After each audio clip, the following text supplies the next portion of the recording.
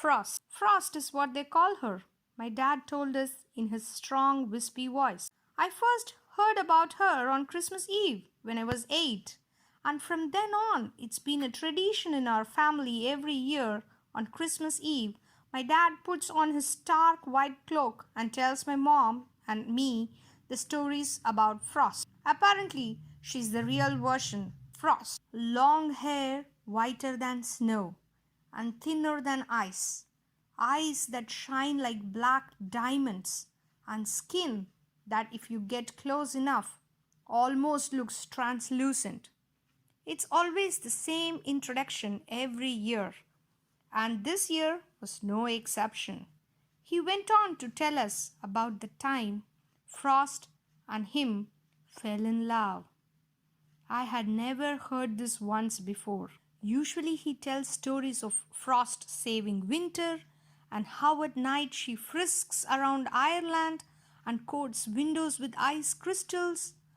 I saw her one night, Christmas Eve, of all night in fact. She looked exactly like what I have told you guys. I was so in shock of how mystifying she was. It was as if she had seen a fallen angel. Anyways, I heard a noise that woke me from my sleep. When I got up to get a glass of water, I felt something like a flash of cold light, and when I turned around, there she was, standing outside. She was lying on my neighbor's rooftop and making snow in her hands that poured out like water.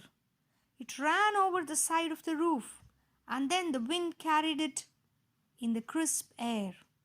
I remember the snow looking diamond dust until a shadow caught it, and the magic was no longer visible. When I stepped outside to say something, I really had no idea what to say, but I had to say something.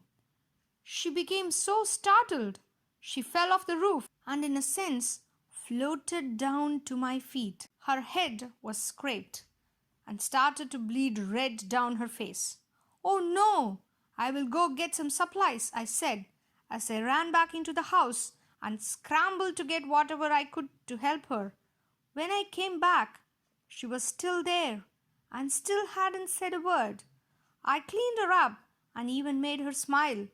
Her body was colder than steel and softer than silk, and from that day on, we were inseparable. Frost would come to my house every night for months. We were both just in love. One night, towards the end of winter season, she cried and told me she had to leave and not ever come back because spring and summer were coming. She couldn't stay with me. She didn't want me to wait that long for her return. I tried my best not to let her go. I begged her not to leave me, and I told her I loved her, but it wasn't enough. She left that night and never came back. The winters after that were harsh and dangerous. It was all blizzards, and the snow was so high no one could go outside for days at a time. I knew it was Frost that changed the winter.